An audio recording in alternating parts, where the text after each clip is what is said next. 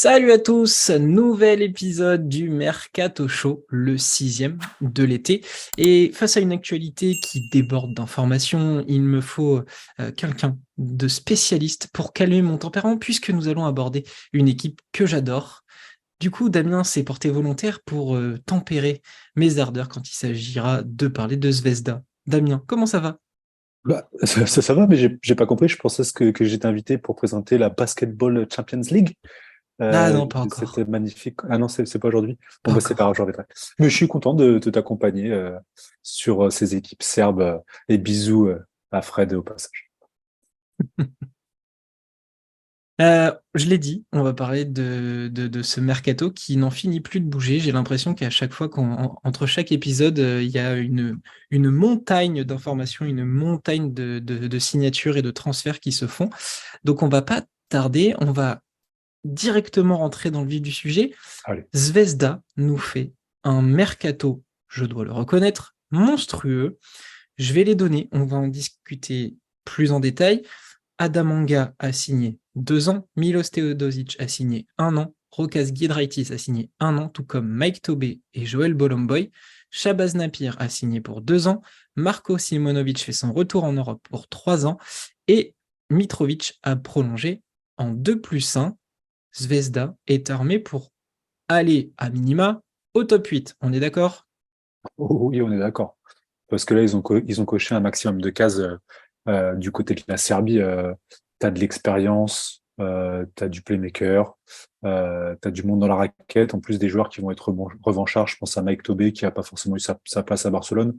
Euh, mais quand tu dis que tu as un bas court avec Ranga et Napier, un créateur et deux mecs qui vont défendre, parce que Shabazz ça va jouer sur l'envergure et tout, que derrière tu peux faire rentrer Teosic pour faire coulisser tout ça gentiment en sortie de banc, ça fait plaisir. Alors après, Simonovic, je vais te laisser peut-être plus parler du bonhomme, mais non, non, c'est cohérent.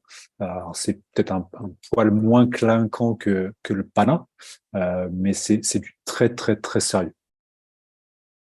J'ai quand même eu la sensation que Duško Ivanovic va pousser son équipe très très fort vers l'attaque. Même s'il y a des défenseurs corrects, ça reste quand même des pétards ambulants. Milos Teodosic va pouvoir organiser tout ça. Napier, Nedovic, elle va pouvoir envoyer du lourd. Giedraitis sur un rôle de joueur sans ballon, va falloir lui courir après, il est très bon. Et Marko Simonovic, tu le disais, pour vous donner un ordre d'idée, quand ils étaient au méga basket avec Philippe Petrousev, bah, c'était les deux mêmes. Il est juste, je trouve, peut-être un peu moins talentueux que Petrousev, même si pour moi, c'est mon chouchou. Il reste quand même une place à prendre, je pense, dans la raquette, puisque Petrousev va directement passer aux États-Unis et devrait faire partie de la rotation des Sixers. Il manque peut-être voilà, un joueur intérieur, mais j'ai cette sensation que Zvezda va être quand même très très très armé pour attaquer la saison prochaine. Ouais, ça va dépendre. Rocas, ça va être aussi sa fiabilité, sa régularité, parce qu'il est clairement capable d'en mettre 30, comme aurait pu le faire Vildoza sur un coup de chaud. Va falloir qu'il fasse, ça va être surtout ça. Est-ce que c'est pas pour ça le contrat que d'1 an? Euh, Oh, mais c'est pas de risque, hein. oui, voilà, il y a pas de risque. S'il peut, c'est bien. S'il reste dans ses standards, ça sera toujours cohérent pour Zvezda, mais euh, Nara, c'est une belle équipe quand même, hein. En tout cas, tu te dis qu'il y a, en plus, c'est des gars qui ont vraiment l'expérience de la compétition, il y a du QI basket.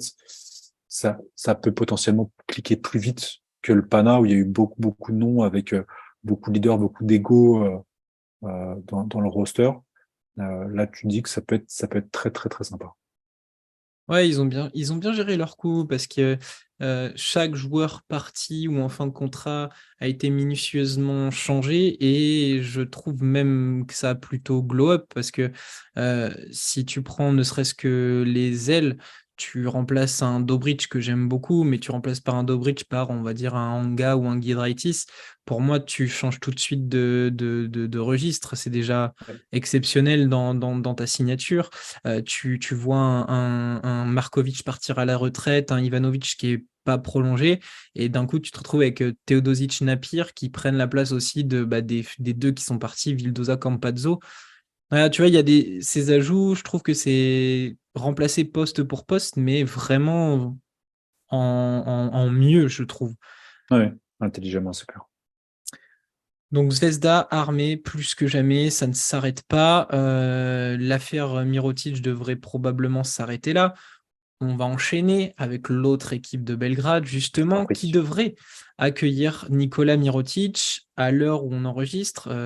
Donc on est dimanche soir. Mirotic serait d'ailleurs déjà à Belgrade pour signer un contrat de plusieurs années. On sait que son contrat va compter dans les finances de Barcelone.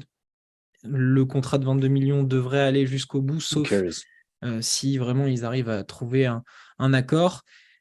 On ne sait pas la durée pour l'instant, on ne sait pas le salaire qu'il touchera du côté du Partizan, mais tout porte à croire que le Partizan va accueillir l'homme qu'on aime beaucoup chambrer. Justement, avant d'enchaîner sur le mercato du Partizan, qu'est-ce que toi tu penses déjà de cette grosse signature du côté du Partizan? Alors, on a discuté un petit peu en off là, avant de lancer l'émission aussi, parce que c'est vraiment un truc qui est dans les tuyaux. Je sais pas, je suis un des premiers à lui avoir mis une tête de clown sur des visuels. Je, je suis, ouais, je suis vraiment le premier à l'avoir découpé dès que l'occasion s'est présentée. Euh, Maintenant, je me dis, quel coach autre qu'Obradovic va lui retirer directement son maquillage de clown et va le mettre dans le droit chemin? Qui peut le faire?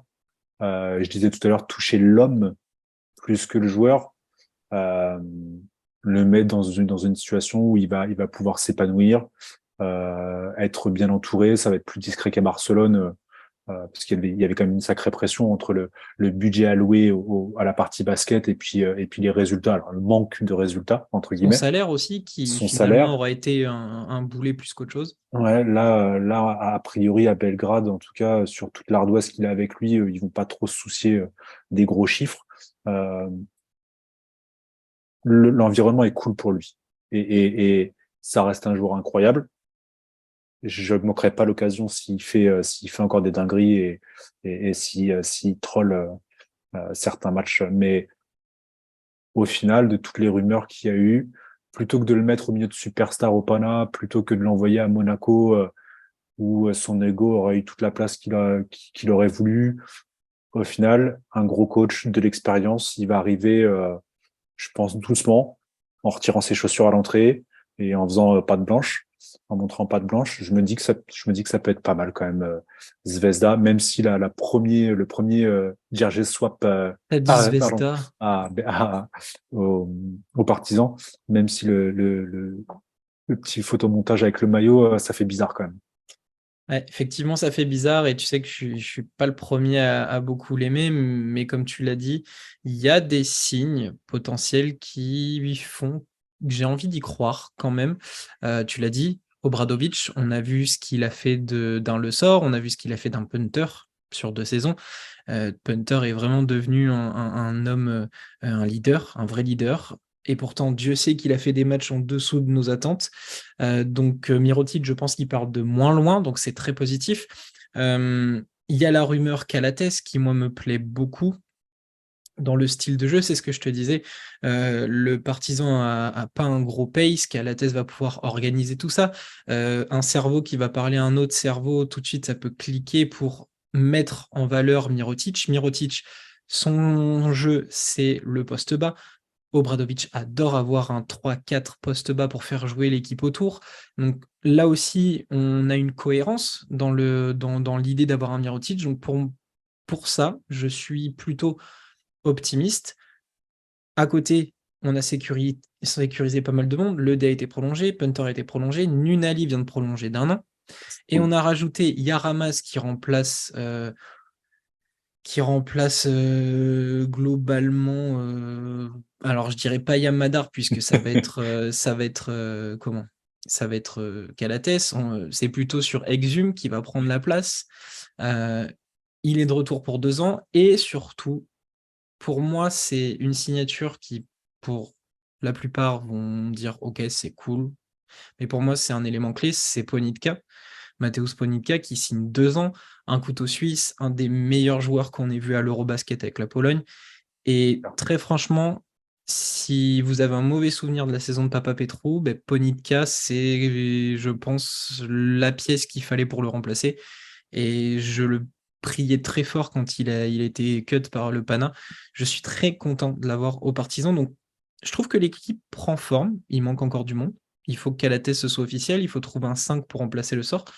Mais je suis optimiste, même si c'est moins clinquant d'un coup que Zvezda qui signe un gars tous les jours ou 2 gars tous les jours. Mais le Partizan, c'est cohérent aussi. Après, tu te dis que tu as quand même sur les 3 premiers postes, alors en imaginant Calates, mais même Calates, Punter, Nunali, tu as quand même 3 énormes patrons, des mecs qui peuvent à tout moment prendre la responsabilité de mettre l'équipe sur le dos. Tu peux rajouter Ponica s'il est en mode sélection nationale. Il peut clairement le faire aussi. Il a fait toute la compète en Euro, de l'Eurobasket.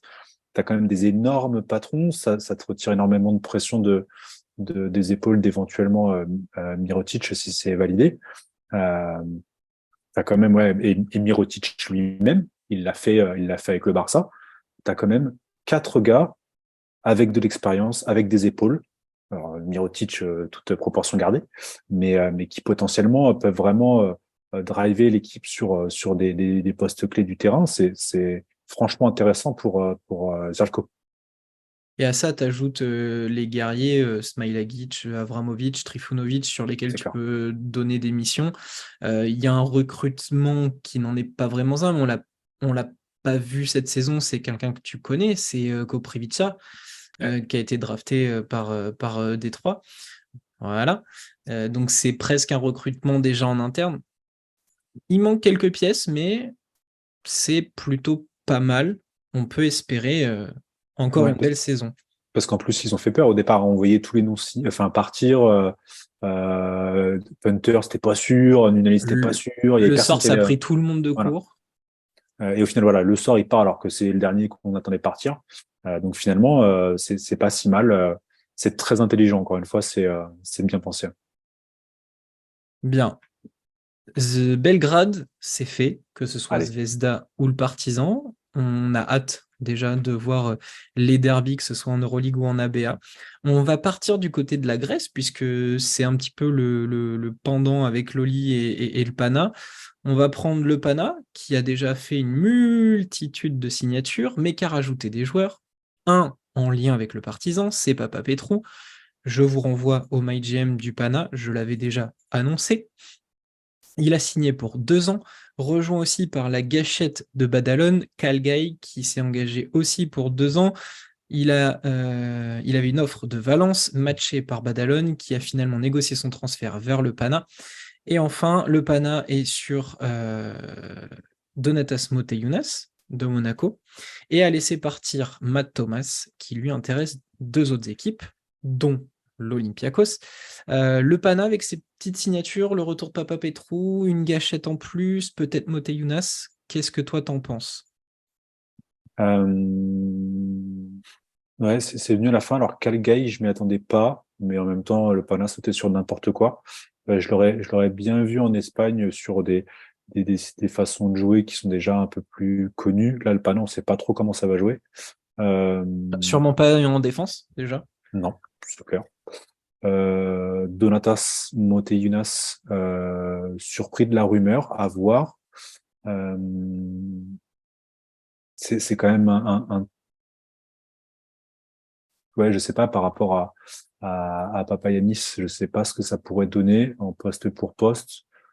Euh, Même si Papayanis était embourbé dans ce club tout vert là, Moteyunas, je sais pas. Ils ont quand même un vrai noyau grec que je trouve hyper intéressant au Pana. Entre j'ai pas tous les noms, Il y a euh, Sloukas, Kalaitzakis, Sloukas, Moraitis, Papa Petru, l'autre Papetro, frère Kalaitzakis, Mandzukas, Mitoglou, Antetokounmpo. je trouve Tyler, ça, Tyler ouais. Dorsey est dans les rumeurs, même s'il va rester au Fener, mais il est grec Ouais. hein, finalement.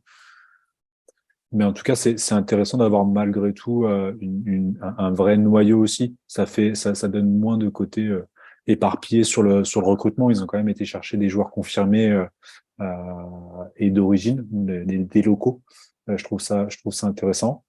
Et puis ouais, voilà, Papetrou, bonne pioche aussi pour le Pana, qui décidément refait quasiment l'intégralité du roster, mais Du sol au plafond. ouais, ça donne vraiment envie là d'aller faire un petit tour en Grèce, parce que le derby a pris une autre gueule là cette année. À force de s'être fait taper dessus, je pense que là c'était la goutte d'eau. Le lit qui quasi remporte le titre, à peu de choses près, et le Pana qui finit, c'était juste devant l'Asvel.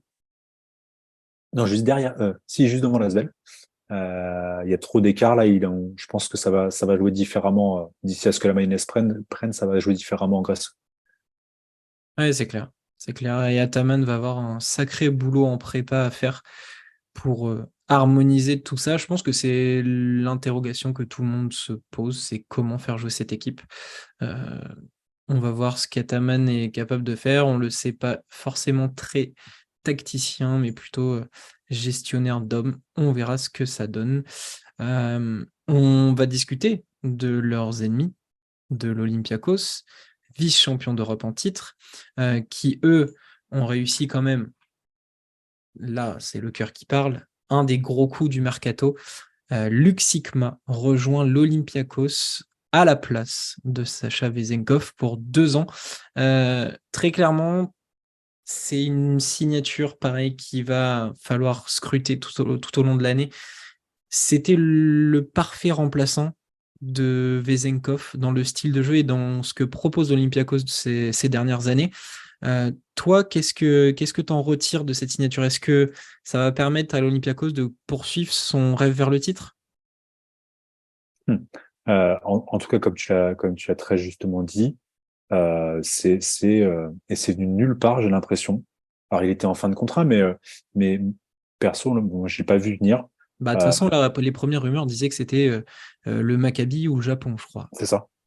Et en fait, c'est tombé et c'était comme une évidence, en fait. Mais bien sûr, alors c'est incomparable face à Sacha Vezenkov.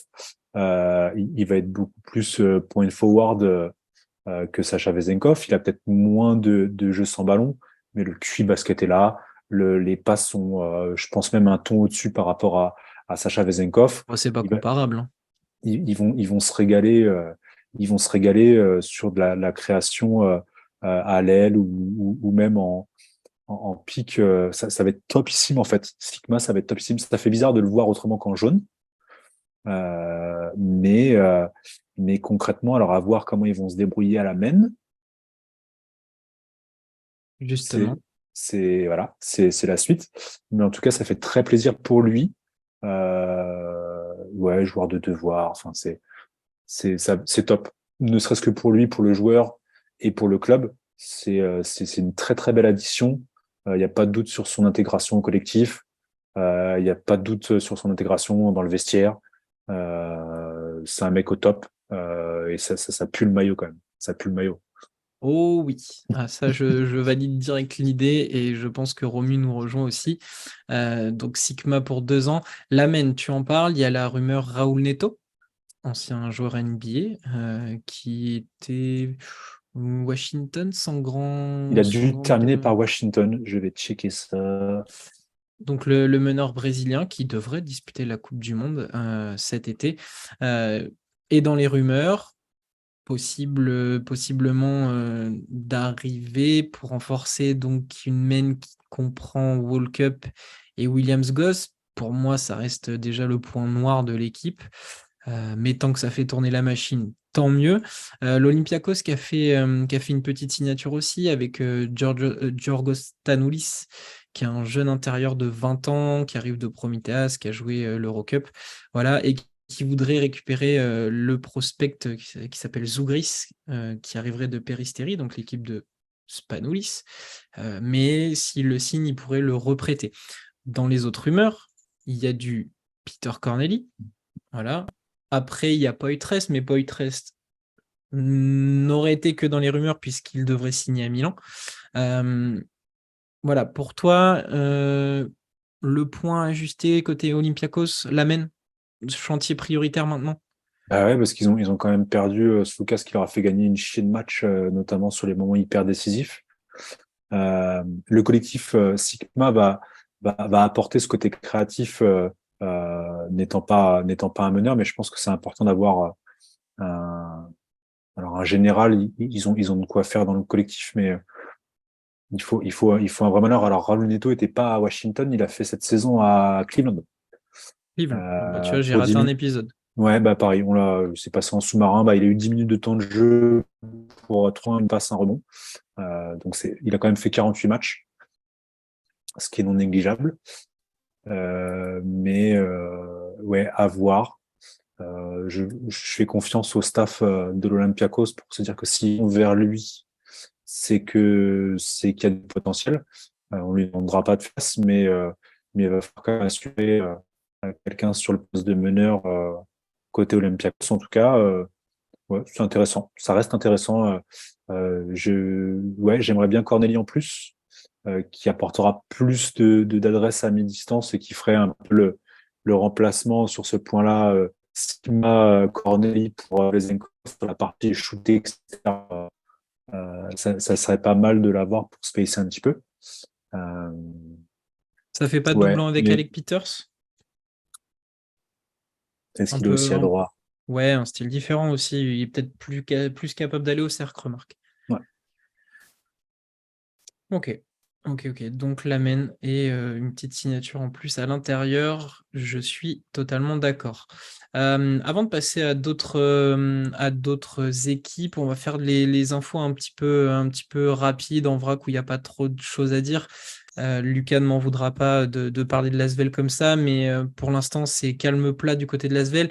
On sait juste que Noam Yaakov, l'Israélien, restera dans le groupe pro après une année prêté à l'Hapoel Jérusalem. Il est de retour. Il sort d'un Euro U20 et d'ailleurs on félicite nos Français qui ont gagné 89-79 en finale contre Israël après prolongation avec un match énorme de Maxime Reynaud et d'Ilias Kamardine. Ils ont lutté justement contre ces Israéliens de Noam Yaakov qui lui a terminé avec 31 points. Il a été assez phénoménal à 9 sur 12 à 2 points et 2 sur 4 à 3 points. Il a été incroyable et justement en sortie d'un très gros euro, Yaakov restera donc dans l'effectif de l'Asvel l'année prochaine. C'est déjà une nouvelle pour notre club français. Autre nouvelle pour notre club français, Don Taol prolonge d'une année avec Monaco. On savait la piste de Portland, de la NBA Oui. qui arrivait. Et bien finalement, Dontaola reste bien à Monaco. Le Bayern, il n'y a pas grand-chose sur le Bayern en ce moment à se mettre sous la dent, quasiment aucune officialisation, mais quand même une petite piste, c'est celle de Dino Radonjic qui arriverait de Saragosse. Pour ceux qui connaissent pas trop le gamin, c'est un joueur formé au Real. Donc Pablo Lasso a forcément un œil sur le garçon et le connaît. C'est beaucoup plus facile. Et de toute façon, comme on vous l'a dit, il y a pas mal de rumeurs qui tournent autour du Bayern et beaucoup de joueurs sont des jeunes que Lasso connaît. Donc il veut récupérer ces garçons. Voilà pour le Bayern. Euh, Autre rumeur, plus en vrac, Ben Bentil de Zvezda a été libéré. Amin Noah de Lasvel. Rumeur vers la BCL et Galatasaray qui est en train de monter une énorme armada pour la BCL. Suivez-nous sur les réseaux parce que je vais forcément y revenir. Et toi qui connais peut-être un peu plus le profil que moi, on a Shaquille Harrison, joueur NBA, qui pourrait donc débarquer en Europe. Pour l'instant, aucun nom n'a vraiment filtré. Est-ce que tu connais déjà le joueur, toi? Alors, Shaquille Harrison, il était passé par de la J-League majoritairement. J'ai pas beaucoup d'infos sur lui. C'est pas très très grand. C'est un meneur. Il est passé par quoi? Alors, du coup, je vais checker en même temps. Ouais, du Chicago, du Phoenix. Alors, il est passé par le Motor City Cruise, Ouais, il a bourlingué, hein. Tulsa. Ça, c'est pour la NCAA. Le Jazz, Denver. Portland pour finir, il a fait la J-League aux Lakers. Ouais, meneur 8 points, 4 rebonds, 6 passes. Euh, C'est plutôt complet. c'est plutôt complet.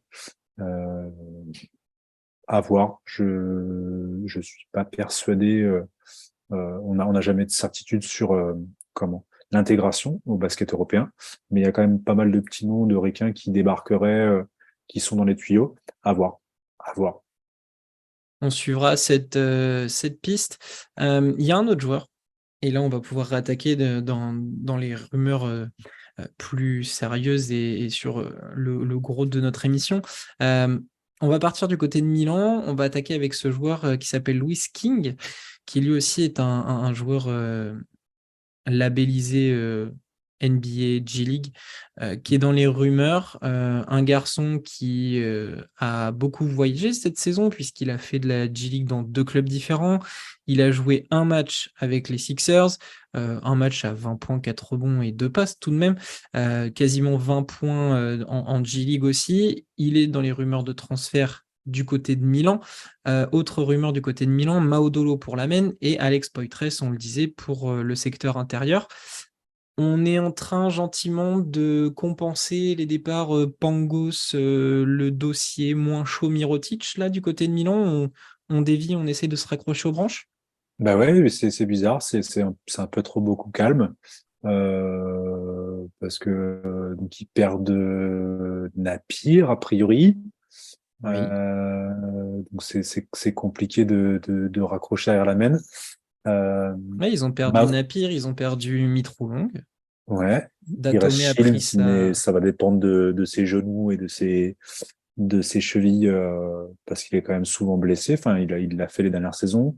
Maudolo, bah pareil, c'est quelqu'un qu'on aime beaucoup. Il a fait, c'est un joueur qui peut clairement réussir, mais la régularité, c'est pas vraiment son fort. C'est un peu léger. On avait eu un mercato clinquant l'année passée. On les avait quasiment mis dans le top 3, quasi Final Four, dans l'idée de la façon dont ça avait été créé.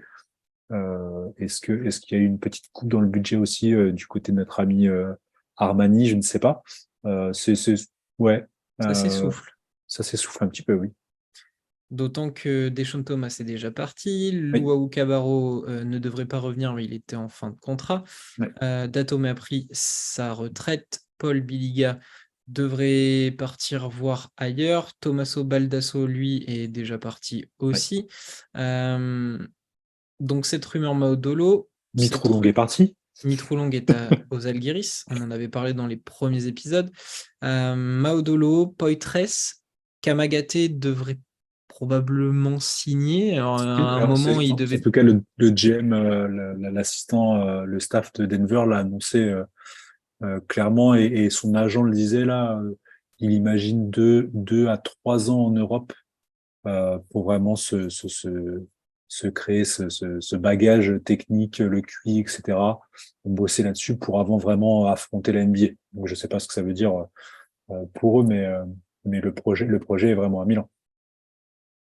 Un mercato plutôt discret, voire même décevant, j'ai presque envie de dire, du côté de Milan. On reste en Italie, forcément, avec Allez, la Virtus. Là, ça commence à bouger sérieusement. Euh, Dobric rejoint l'équipe pour 2 ans. Il y a une rumeur, Jalen Smith, autre meneur de l'Alba Berlin, qui se fait dépouiller lors de ce mercato. Euh, et des rumeurs de départ, toujours du côté de la Virtus, avec un probable départ de Lundberg vers, là aussi, Galatasaray. Mais finalement, la balance, elle est plus si sûre. Donc, il pourrait quand même rester. Mais l'autre info, c'est la rumeur du départ de Toko Shengelia, courtisé par Zvezda. La Virtus, c'est un peu compliqué, je trouve aussi. Les clubs italiens ont un peu de mal. Donc Dobric arrive, sûr et certain, en plus de Polonara et Kakok, mais c'est pas incroyable non plus là. non, non, non. Et puis, ouais, alors Lundberg, ça devrait rester de ce que j'ai compris. Il est un peu comme Fred Weiss, il préfère l'Euroleague plutôt que la BCL. Euh, ça se défend. Moi, on en avait parlé justement, c'était la question sur Polonara.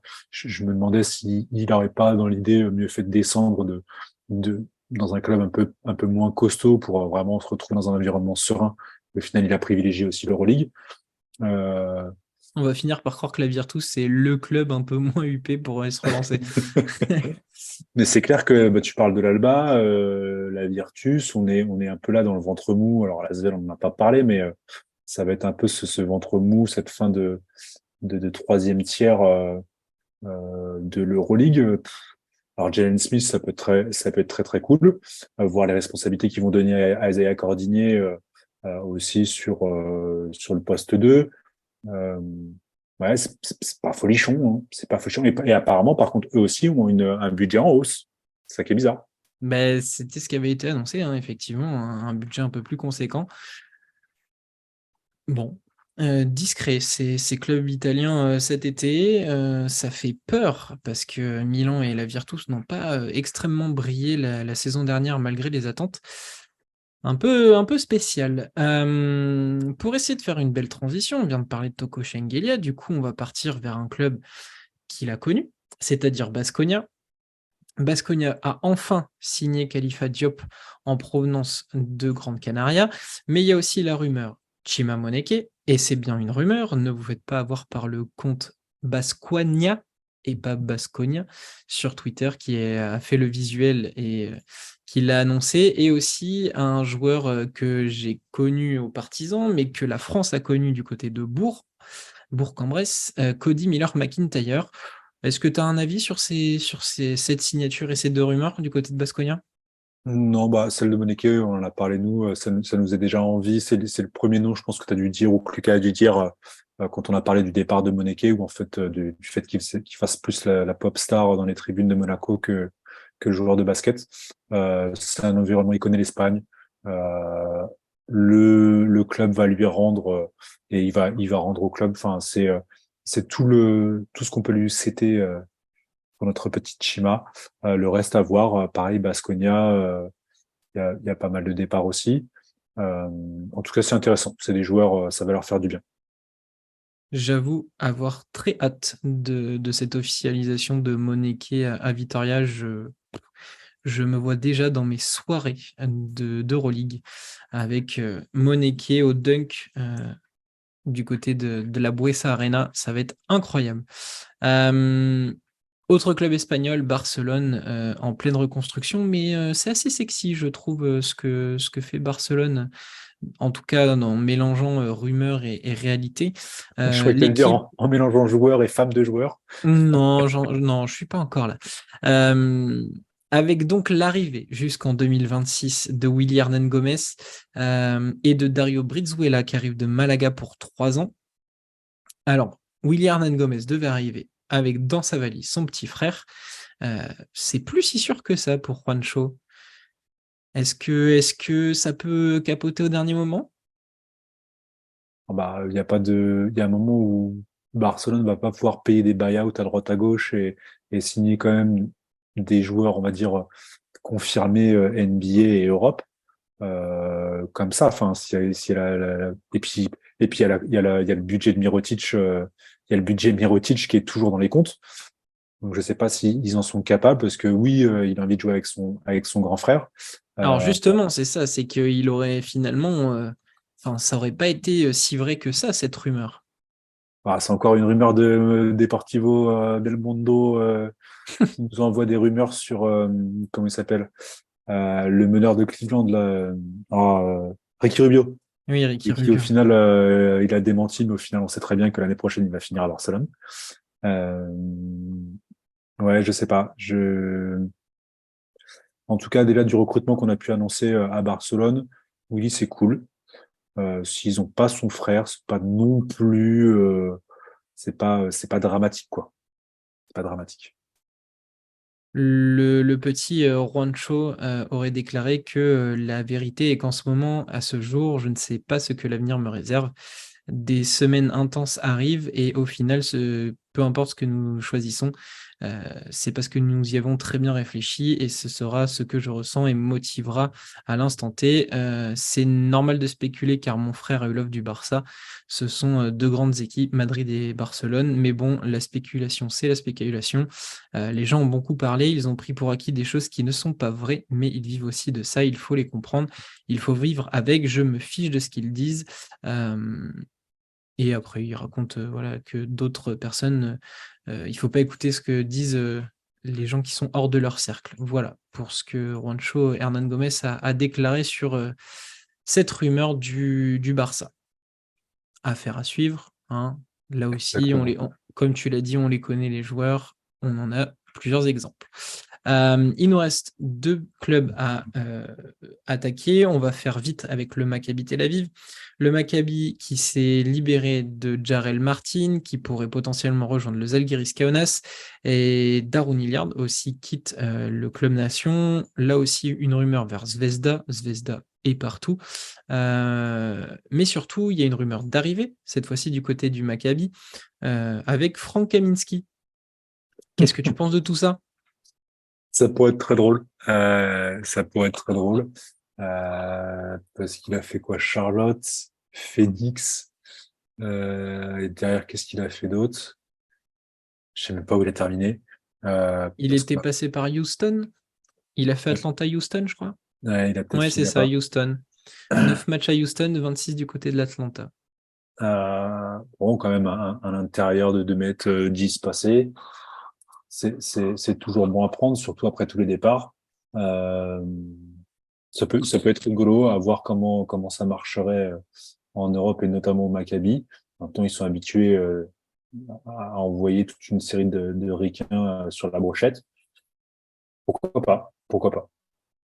Moi, je n'ai qu'une envie, c'est qu'il signe en Europe et comme ça, on se retrouvera avec le trio magique de Wisconsin, Nigel Hayes Davis à Fenerbahçe, Kaminski du côté du Maccabi et Sam Dekker du côté de Londres. Et alors là, je suis très content parce que c'est une des générations que j'avais suivies et ils seraient tous en Europe. J'en serais vraiment ravi. Voilà, c'est juste pour la blague. Après, c'est un Allez, joueur que j'ai beaucoup aimé voilà, à la sortie de l'université. On a très vite compris que son avenir n'était pas forcément en NBA malgré son petit bout de carrière. Maintenant, à voir, le Maccabi est capable de faire des miracles, pourquoi pas, avec Frank The Tank Kaminski.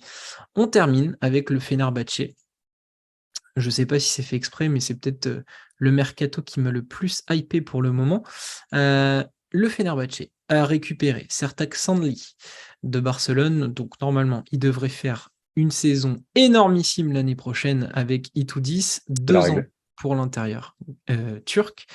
Il récupère le poste 4, qui là me plaît beaucoup. Nate Sestina, qui arrive en 1+1 du Turc Télécom. Profil poste 4, très athlétique, mais capable d'envoyer Ouais, à très 3 sketch. points. Donc vraiment un profil casse-tête dans un système avec Itudis, je me lèche déjà les babines. Le départ de Tony Djekiri avec une rumeur de l'Alba, mais il devrait très certainement signer du côté du CSKA Moscou. Et enfin, et là c'est pas une affaire à prendre à la légère, c'est Georgios Papagiannis qui arrive au Fenerbahçe. Ça y est, une histoire d'amour se termine avec le Panathinaikos. Ça a fait sortir de ses gonds le propriétaire du Pana qui ne veut plus travailler avec l'agence du joueur. Il s'est senti floué. Mais c'est parti. Papagiannis, Itoudis avec la connexion Wilbekin Madar. Qu'est-ce que t'en penses? Bah, forcément, ça donne envie de voir, je le disais, Papa Yanis sortir de ces années de galère au Pana, d'avoir la grosse écurie. Alors, il l'a eu aussi au Pana, mais pas pareil. Un coach qui le connaît. Maman est contente, donc tout va bien. Ça va jouer au basket, ça va être plutôt cool de le voir. Surtout que tout le secteur intérieur est parti. Jekiri, Booker. Costas Antetokounmpo est parti aussi, mais ça lui fait de la place à l'intérieur. Il va pouvoir se régaler. Sonny aussi va bien aimer. En plus, Sonny il aime bien écarter un petit peu. Il a un shoot qui est pas vilain non plus. Donc ça va être cool. Papa Génie, ça arrive. Il a de la place dans la raquette pour lui. Il va avoir du beau joueur autour de lui. Euh, Ouais, non, ça peut être très cool. C'est Stina, là, je le connaissais très peu avant et je l'ai suivi un petit peu comme j'ai fait beaucoup la fin de saison, notamment du Turc Télécom. J'ai pas mal suivi ça, Karşıyaka, le Turc Télécom, Galatasaray et tout. J'ai pas mal suivi la Super League et c'est très très cool. C'est très très cool. C'est ultra athlétique. T'as l'impression qu'il pourrait jouer deux ou trois sans problème, tellement il est ultra dynamique. Ça shoot loin. Ça va être très très cool. Ça va être très cool. Ils peuvent s'en donner un cœur joie entre lui et Will Buckin. Ça peut être pas mal. Ouais, c'est un garçon que j'avais découvert du côté de Kentucky et on était encore période Covid, je crois. On en avait parlé avec Alex Biggerstaff, pour ceux à qui ça peut parler.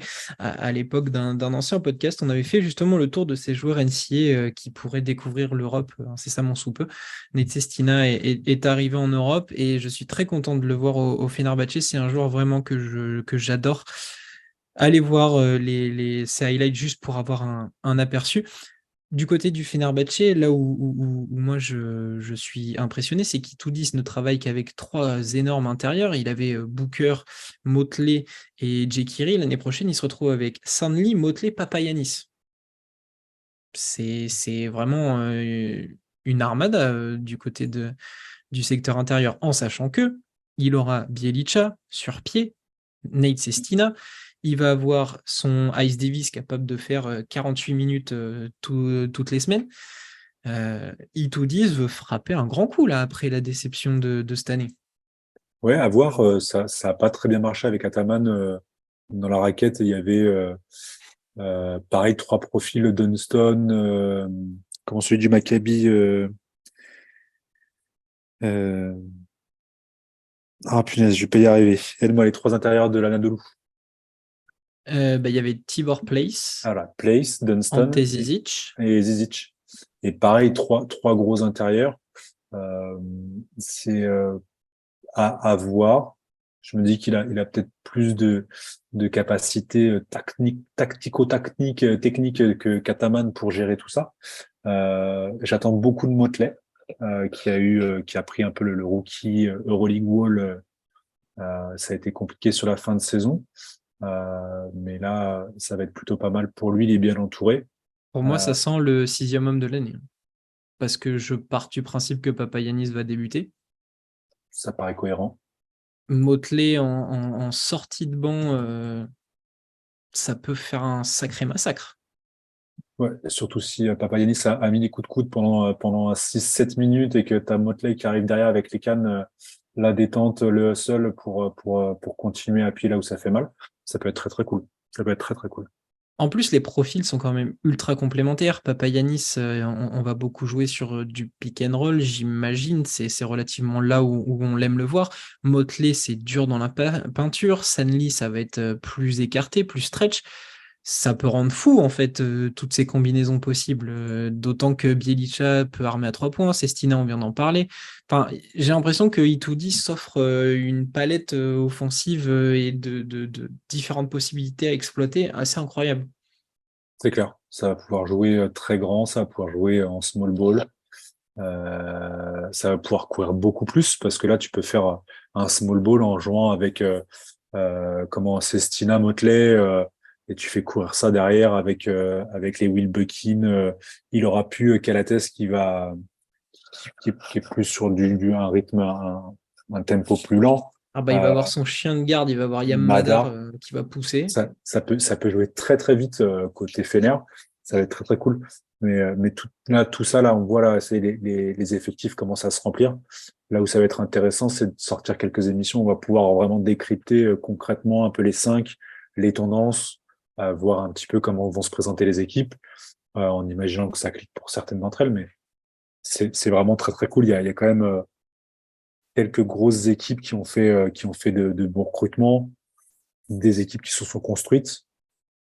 Et déjà qu'on était hypé par l'année dernière, je pense que cette année, c'est encore un niveau, on a pris une marche supérieure encore là. Ah bah le Fenerbahçe, pour faire plaisir à notre ami Arda, vraiment je suis impressionné. Déjà que l'année dernière ça me plaisait beaucoup, mais là bon Calates va probablement partir, mais il y a Madar en chien de garde qui va pousser le ballon. Il y a toujours Will Buckin, il y a même du Semu Sazer derrière. Tyler Dorsey va rester. Il y a Goodrich, Dyson Pierre, Nigel Hayes Davis. Tu rajoutes tout le secteur intérieur qu'on vient de décrire. Enfin, c'est quand même assez fou. Itoudis, année 2 au Fenerbahçe, ça veut plus rater son année comme ils l'ont fait cette saison. Donc, j'ai hâte d'être sur les 3-4 premières journées. Même la prépa, on essaiera de suivre, mais ça va être très très intéressant de voir ce que veut faire le disciple de Obradovic. Oui, alors après, il faudra faire attention s'il nous refait un départ comme il avait fait l'année dernière où il avait torpillé tout le monde sur les 6-7 premiers matchs avant de baisser d'un ton. Non, c'est clair. Là, on va pas dire qu'il aura la pression comme Jasikevičius, mais il a quand même un bel effectif. Là, en 2 ans, il a vraiment remodelé le groupe à son image. Là, il passe un niveau supérieur encore en termes de qualité, de complémentarité. Il a vraiment un groupe idéal, peut-être pas parfait, mais idéal. Il faut que ça fonctionne cette année. Avant de terminer l'émission, mon petit dame, après ce qu'on vient de se dire, après tout ce qu'on sait déjà, euh, toi, rapidement, si tu avais une équipe pour qui le mercato est réussi, ce serait laquelle? Une équipe comme ça, le mercato, ça te plaît beaucoup et